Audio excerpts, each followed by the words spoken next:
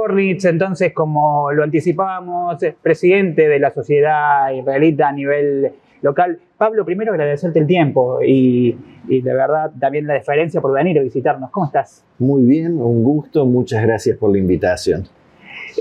Pablo, ¿cuánto tiempo ha pasado desde que tu familia echó raíces acá? ¿O cómo fue ese proceso? Porque tengo entendido que vos habías llegado con 10 años a la ciudad.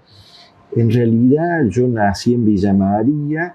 El primero que llegó a Villa María fue mi abuelo, Bien. Pablo, que llegó de Polonia, de una localidad muy, muy pequeñita, en 1932. ¿Por qué a Villa María? Porque en Villa María había un primo de él que se desempeñaba como maestro de hebreo y, por supuesto, llegaban sin un peso y esperando tener una vida mejor. Y en Polonia, ¿qué quedó? Quedó la señora con 4 hijos. De esos 4 hijos, mi padre era el mayor. Por supuesto, a la abuela le dijeron, olvídate porque es imposible que reúnan los recursos para poderte traer. Sin embargo, seguramente no habrá comido, ahorrando pesitos. Al año pudo traer la señora y los 4 hijos. Eso, 1933. En esta cuestión de lo que se habla mucho del desarraigo y de todas estas cuestiones, percibo en la historia que tiene la colectividad a nivel Argentina, que más allá de que Argentina tiene sus falencias, en algunos puntos ha sido un lugar de cobijo también, ¿no?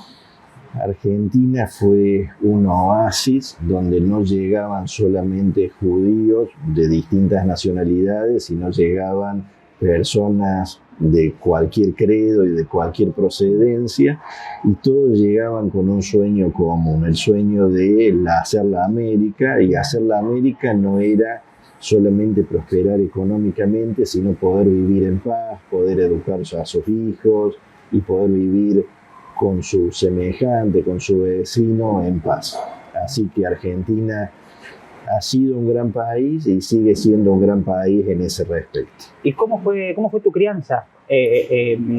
Con las costumbres, con el hecho de estar en una nación distinta que tenía otros usos, otras costumbres, otra alimentación y otro ritmo laboral también, ¿no? Realmente creo que fue la vida de cualquier chico, con la diferencia que cuando era pequeño, en vez de ir a inglés, que también iba a el Shule, que era la escuela israelita, una escuela complementaria. Allí aprendíamos algunas costumbres, algo de idioma y fundamentalmente por la edad jugábamos.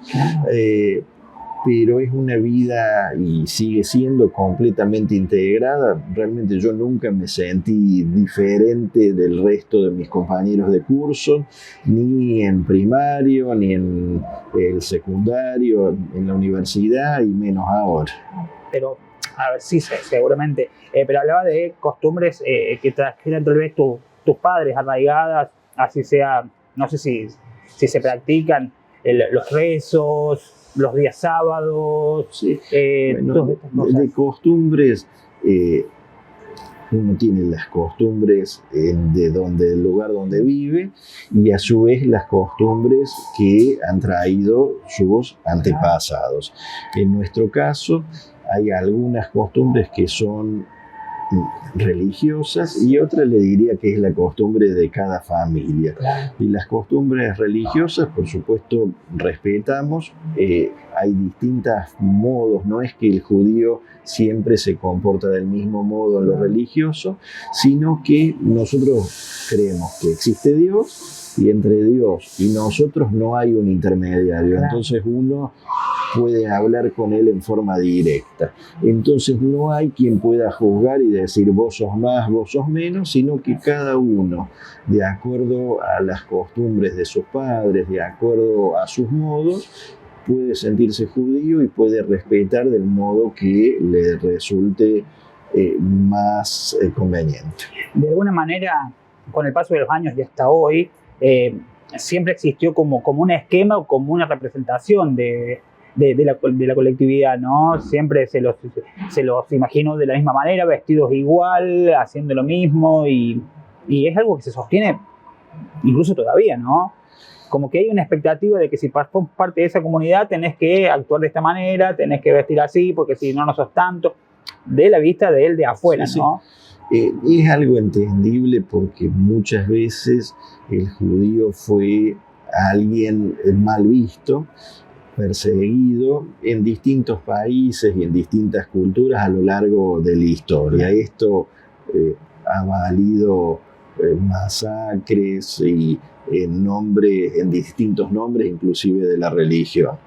En nuestro caso es lo que le mencionaba. Argentina ha sido un oasis, se puede practicar la religión libremente, no hay una identificación puntual. De hecho, si usted me ve a mí y ve al vecino, va a ser el mismo modo de vestimenta. En el caso mío, yo no utilizo el gorrito, la kippah, que lo utilizan judíos más ortodoxos, religiosos. Y para simplificarle esto, le diría que se suele buen día, ¿cómo le va? Se suelen establecer no categorías, pero divisiones, que son los ortodoxos, que son los judíos que usted a simple vista los puede identificar por lo que mencionaba, muchas gracias, la ropa. Judíos conservadores, que sería el caso mío, que respetan las tradiciones pero no a ultranza, y judíos reformistas, que todavía menos. Y a su vez hay otra división que suele ser clara, inclusive hasta en los rezos de la misma comunidad, que son los turcos, que son los sefaradíes, que significa el judío de tez un poquito más oscura, que proviene del norte de África o sur de Europa, España, Italia, y los rusos, que son los judíos que no necesariamente vienen de Rusia, sino que vienen de Rusia, Alemania, Polonia y todo el norte de Europa. En ese punto, tal vez el hecho de que la comunidad haya sido asociada como un chivo expiatorio es por el hecho del desarraigo que han tenido que atravesar, ¿no? Porque la migración constante y tener que mantener las costumbres y generar cimientos toda su vida, tal vez haya sido siempre lo más fácil para... Bueno, los judíos han vivido generalmente en minoría. ¿Por qué? Porque si bien en el territorio de Israel se puede trazar la existencia de los judíos desde la existencia misma, y esto está documentado en la Biblia y en distintos registros, inclusive arqueológicos, para los que no creen, luego de la destrucción del segundo templo, los judíos se han diseminado en distintos lugares del mundo. En esos lugares han vivido en minoría, y muchas veces el ser minoría implica estar en inferioridad de condiciones. Ahora, eso no significó que en todos los lugares se los persiguiera. Sí, quizás para poder conservar las costumbres, es un pueblo que está reglado por la misma Biblia, entonces toda la vida está regulada y se dice qué es lo correcto y no es lo correcto. Muchas veces usted sabe que mostrar que no es lo correcto no es tan simpático porque no es lo fácil, pero es lo que ha permitido que se destacara en distintas comunidades. De hecho, si uno toma la cantidad de premios Nobel judíos, se va a dar cuenta que no coincide con la población judía mundial. Sí. Y a nivel Villa María, o la zona de influencia que tenga la sociedad, ¿cuántos son los que forman parte aproximadamente? ¿Cuántos son los miembros o los que participan activamente, Pablo? Los miembros se han ido reduciendo. Villa María funcionó hasta de cabecera de la zona. ¿Por qué? Porque había subdelegaciones en algunas comunidades más pequeñas, por ejemplo Belleville, y después tenía algo que no tienen muchas localidades, que es el cementerio. Entonces, para conmemorar las festividades o cuando había un fallecimiento, de esas localidades venían a Villa María. En la provincia de Córdoba hay unos 5 cementerios judíos, y en relación a la población le diría que en la mayoría de las localidades de la región prácticamente no han quedado judíos. Y en Villa María debemos ser unos 50, 60 integrantes. Igual es una cantidad interesante, ¿no? En ese punto. Mire, a uno quizás le gustaría que fuéramos más, pero ¿por qué el número se ha ido reduciendo? Llegó a haber 100 familias, que significa 400 o 500 integrantes, en una época que Villa María no tenía 100.000 habitantes, sino probablemente tenía 10.000, entonces el peso era mucho mayor. El fenómeno es que algunos han ido falleciendo. El sueño de mi hijo el doctor, muchos chicos se fueron a Córdoba a la universidad, muchos no volvieron, y finalmente con la conformación en 1948 del Estado de Israel moderno, algunos volvieron a sus raíces. ¿Y vos por qué? Vos tenés un laboratorio que es de cabecera a nivel nacional, y esto es sabido. ¿Por qué decidís hacer tu actividad o centrar todo esto en Villa María, sabiendo que tenés un abanico enorme para desarrollarte?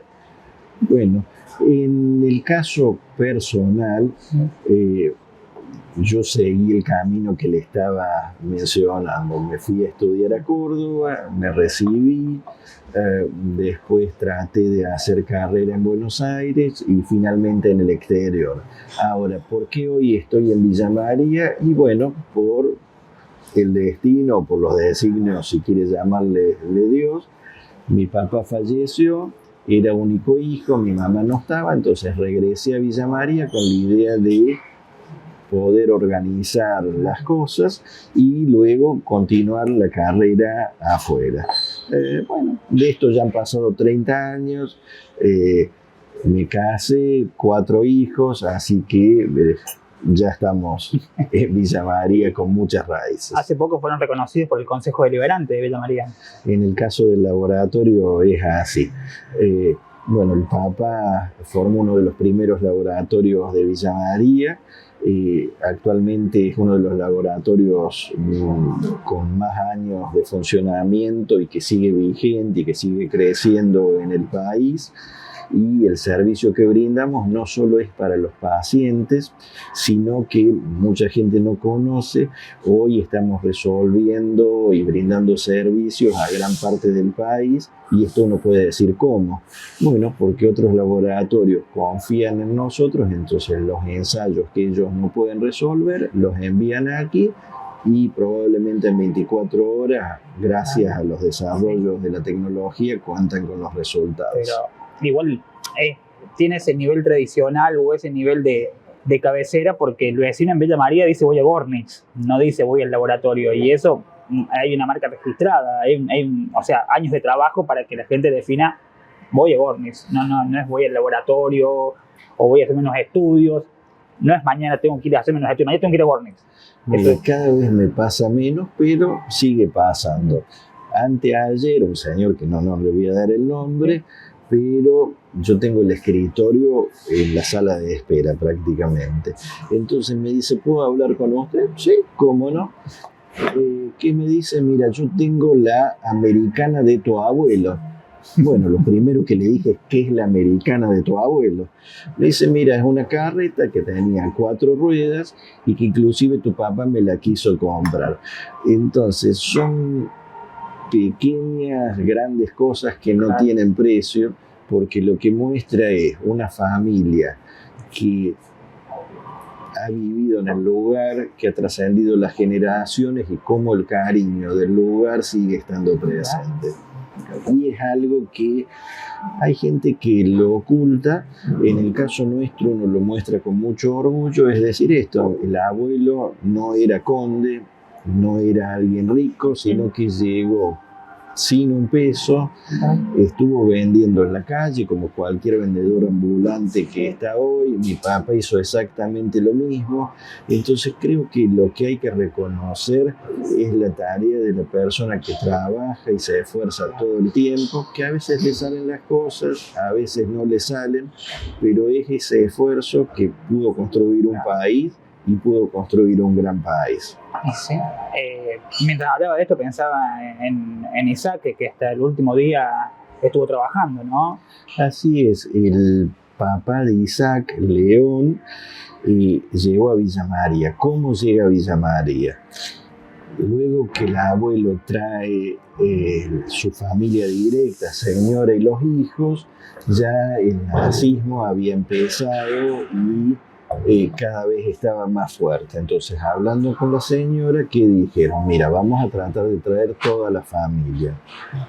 Vamos a traer un familiar tuyo, un familiar mío.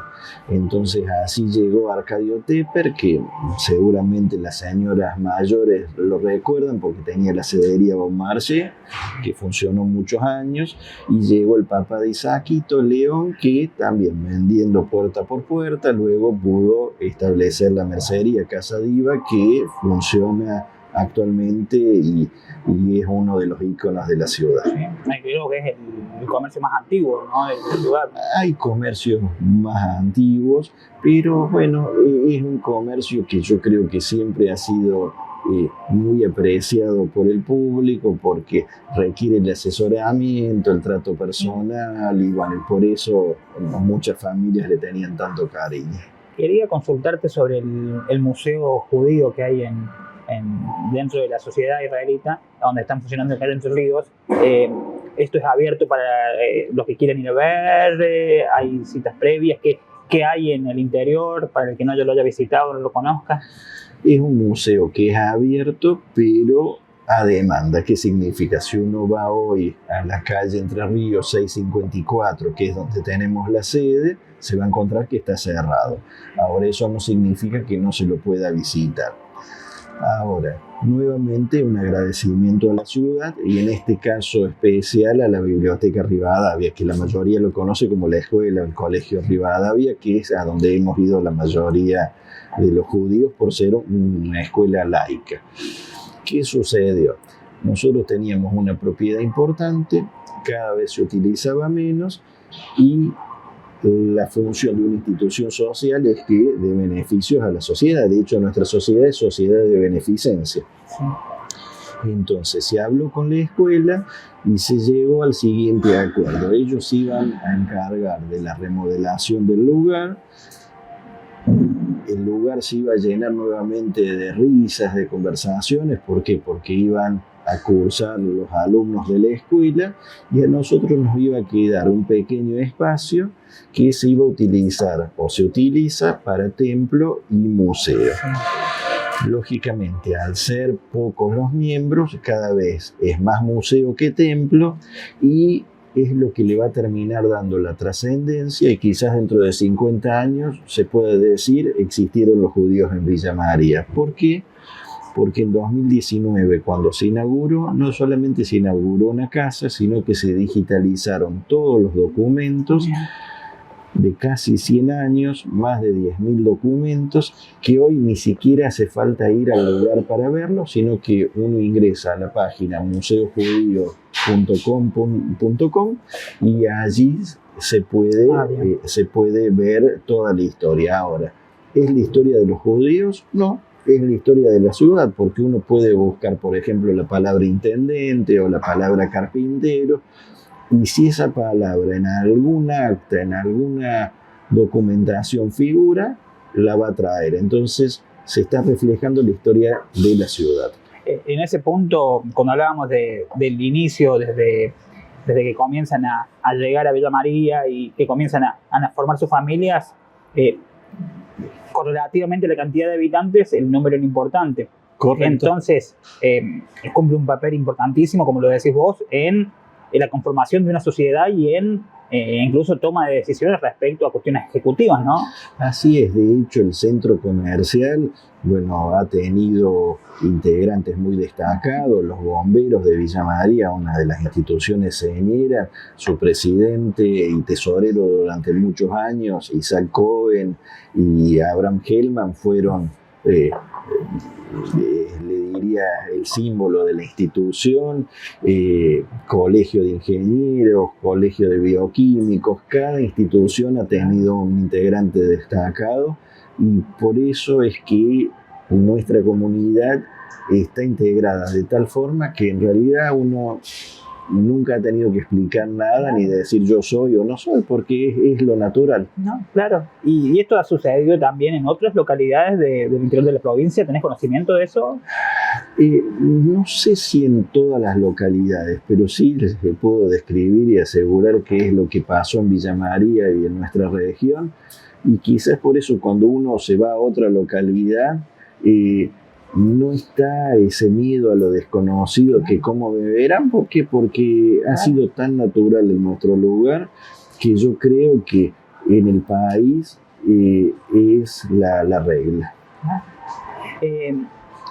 Respecto a lo que es el cementerio sí. judío, quería consultarte cómo fue la conformación de esto respecto a lo histórico, mucho antes de que existieran o existiera hoy tal vez cementerios privados en donde se puede generar un esquema distinto o la arquitectura es diferente. ¿Cómo es la historia más o menos del museo que tenemos? Es una pregunta muy interesante y en realidad parte de la respuesta está en la historia del país.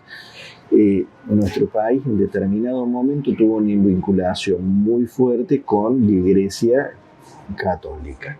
Entonces, en los cementerios, ¿quiénes se podían sepultar? Los católicos. Entonces, esto generaba un problema serio para las familias de los no católicos, no solo judíos. Por eso en Buenos Aires existen cementerios como de los ingleses y eran llamados los cementerios de los disidentes. ¿Qué quiere decir? Los cementerios de los otros. En el judaísmo toda la vida está arreglada desde el nacimiento, que se realiza de determinada forma, hasta la defunción.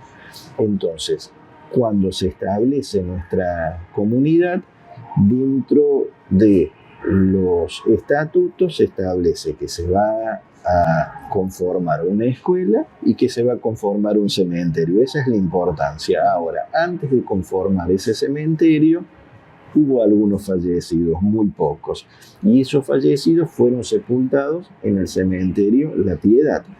Ahora, ¿cómo estaban en el cementerio La Piedad?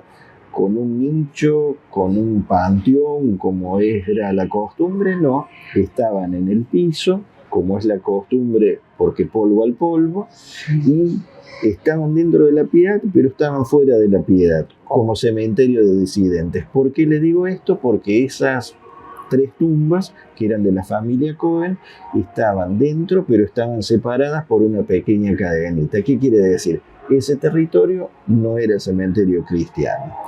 Ahora, cuando se pudo, la comunidad compró el terreno anexo al cementerio La Piedad y ese terreno anexo hoy se volvió el medio del cementerio La Piedad. Y de hecho, en determinado momento se le otorgó a la municipalidad derecho de paso para que el cementerio nuevo y viejo tuvieran conexión. ¿Por qué? Porque si no quedaban 2 cementerios separados. O sea que la comunidad tuvo que financiar su camposanto. Correctamente, así es. Por eso es un cementerio completamente privado, con sus títulos privados, y si bien cumple con las regulaciones a nivel nacional en todos los aspectos, los ritos de sepultura son los ritos judíos. De eso te quería preguntar también respecto a lo que es el momento de la sepultura y el momento de la visita de los deudos. Y te quería consultar el porqué de las piedras sobre las tumbas. Bueno, primero, si uno ve un cementerio judío hoy, probablemente no llame tanto la atención, porque uno se empezó a habituar a los cementerios parques. Sí. La imagen es similar a la de un cementerio parque. ¿Y esto por qué?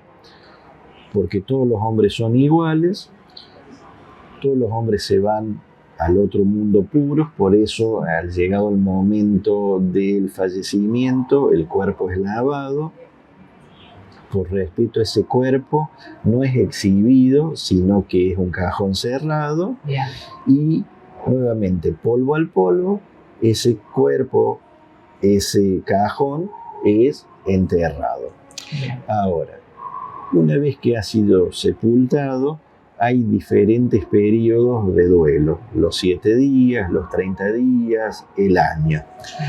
Ahora, lo que usted dice, pero yo cuando voy al cementerio llevo flores, ¿cómo ustedes van a llevar una piedrita? ¿Por qué es eso? ¿Es un tema económico? No, es un tema que si uno lo piensa, también tiene raíces históricas. Si pensamos hace muchos, muchos años, cuando alguien fallecido, ¿se le hacía un nicho, un panteón? No. ¿Qué pasaba? Iba a la tierra también. Entonces, ¿cómo hago yo para identificar si está en esta parte o en esta otra parte? Colocándole algunas piedras. Entonces, esa costumbre se fue manteniendo y terminó siendo lo que hoy se realiza. Ahora, si usted me dice, ¿y yo si llevara flores sería un pecado, sería algo mal visto? No, de hecho yo cuando vamos con los chicos al cementerio a ver a sus abuelos, a sus familiares, les llevamos flores. ¿Por qué? Porque a ellos les gustaban las flores. ¿Qué quiere decir? Es algo abierto que se puede cumplir, pero la tradición de las piedras es eso, es que uno pasó por allí. También me da la sensación de que al ser un objeto sólido que permanece, también puede ir acumulando la cantidad de visitas que va teniendo o la regularidad que va teniendo el recuerdo de las personas. Esa es la explicación. Muchas veces en algunos cementerios, cuando hay muchas piedras, eso se retira también porque si no se vuelve imposible, sobre todo cuando son figuras públicas. Pero si uno hoy va al cementerio de Villa María judío, va a ver que en las lápidas hay 1, 2 o muchas piedras. Eso no significa que la familia lo quiera más o menos, sino que son las piedras que han quedado en el lugar. Bien. Respecto a lo que es las uniones matrimoniales, Sí. hay muchos matrimonios acá en Villa María. ¿Se han celebrado matrimonios? ¿Hace cuánto tiempo fue el último? Y el último matrimonio en Villa María yo creo que debe tener unos 15 años aproximadamente. No es tan lejano en el tiempo. No, después ha habido otros matrimonios, pero se han hecho en otras ciudades de gente que vive en Villa María. No puede haber muchos, ¿por qué? Porque la comunidad es muy pequeña. Pero un matrimonio como el mismo ritual o la celebración. Claro, Entonces, para casarse, dentro del rito judío, lo que se requiere es que las dos personas sean judías. Bien. Y el que casa, si bien puede ser cualquier persona judía, generalmente el que casa es un rabino y se termina estableciendo un pacto del casamiento. Y el casamiento es en principio algo de por vida. Si bien en el judaísmo también existió y sigue existiendo la posibilidad del divorcio religioso. Es el ritual donde se rompe la copa, ¿verdad? Correcto. Bien. No sé, ¿querés decir algo? No, lo de la rotura de la copa, ¿qué significa? Que aún en los momentos más alegres siempre hay que recordar el sufrimiento, y en ese caso es la destrucción del templo de Jerusalén. De allí viene. Es increíble conversando de esto, que tal vez muchas personas que lo están viendo se estén enterando de muchas cuestiones que por vergüenza o no investigar antes no las sabían. Hay una cuestión muy profunda a nivel filosófico de todo esto. Y lo que te quiero preguntar es si en las escrituras también, cuando se leen las escrituras, aparece esta profundidad en los textos, más allá de la historia del pueblo de Israel. Sí, primero aclarar que yo no soy rabino. Rabino significa maestro. No soy un versado en judaísmo, sino la educación que recibí fue la que me brindaron mis padres y por haber ido leyendo. Entonces, limitado la profundidad del conocimiento que puedo brindar, pero es lo que puedo compartir. Y en relación a las escrituras, le diría que no es una escritura oculta, porque cuando yo voy, porque por vivir en Villa María, le diría que es más frecuentemente voy a la iglesia que al templo. ¿Por qué? Porque nacimientos, comuniones, casamientos, uno va a la iglesia, sea la catedral o a alguna capilla.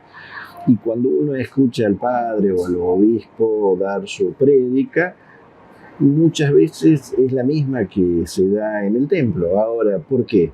Porque la raíz es la misma.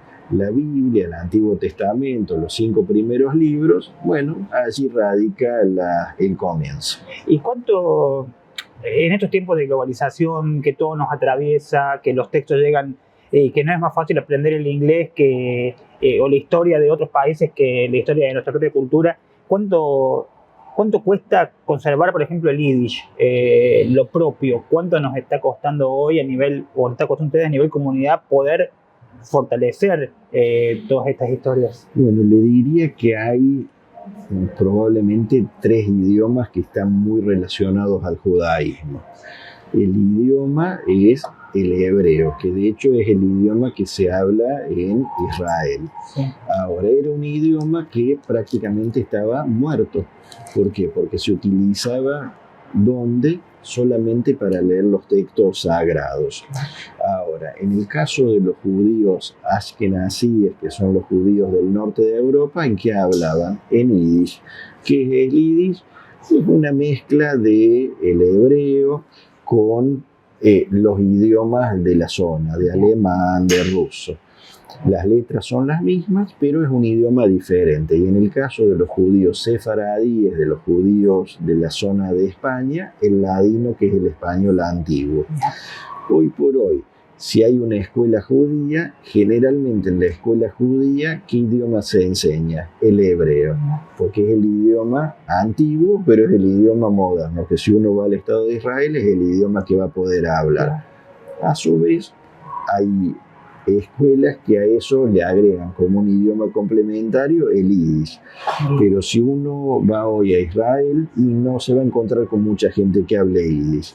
Lo opuesto hace 50 años que todo el mundo ha hablado. ¿Y vos sabés leer en hebreo? Sé leer algo en hebreo, no sé hablar. Si me hablan, realmente no lo entiendo.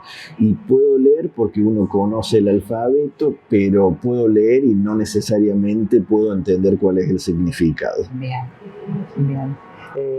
La verdad que uno, mientras más se va interesando en esto, es más interés le genera respecto a las escrituras, respecto a la simbología que aparece, y preguntarte cómo, la verdad que lo que dijiste recién me llamó mucho la atención, que es el hecho de que tal vez en medio siglo solamente queda un museo. Es muy fuerte. Es el fenómeno que se da en la mayoría de las comunidades pequeñas, y le diría que no solamente en las comunidades pequeñas.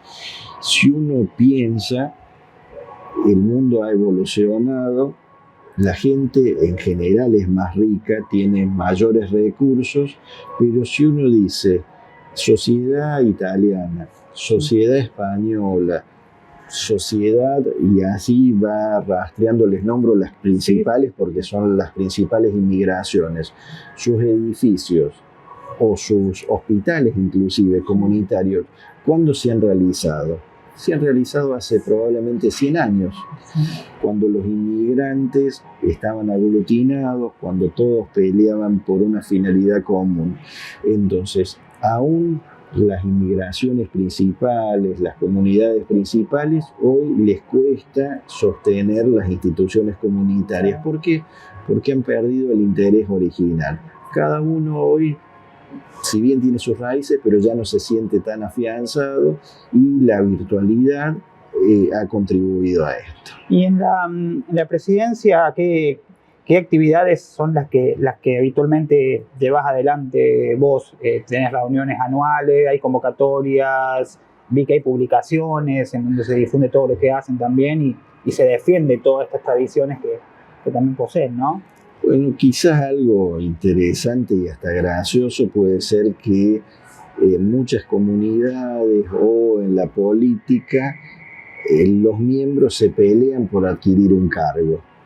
Ahora, ¿por qué se pelean por adquirir un cargo? Primero, porque a veces se ganan unos pesitos. Segundo, porque hacen relaciones y les dan una serie de ventajas. En el caso nuestro, la comunidad, los directivos siempre fueron ad honorem. Entonces, no solo que no sacan, sino que muchas veces terminan poniendo.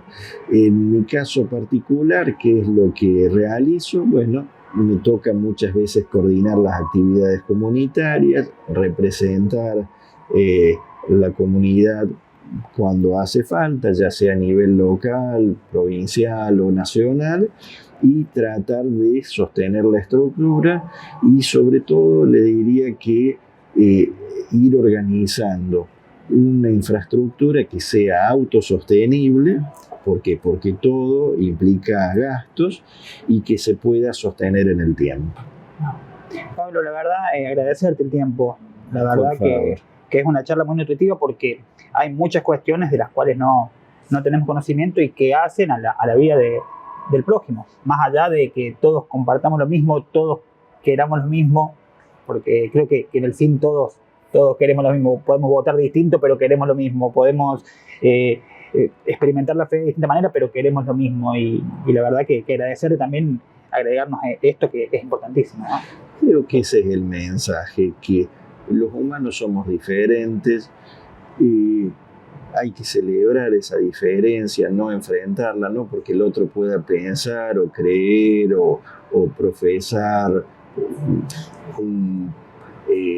una simpatía por un cuadro de fútbol, religión o lo que fuera diferente. Todos estamos en el mismo barco y todos podemos vivir mejor, y eso no depende de un directivo, de un político, de un presidente, sino que lo hacemos diariamente, en nuestro trato diario con el semejante. Si hacemos eso, creo que cada vez vamos a tener un país mejor, y ¿por qué no? Sería la pregunta. Sí, sin duda. Pablo, muchas gracias. Muchas gracias. Pablo Gornes con nosotros, presidente de la Sociedad Israelí Villa María.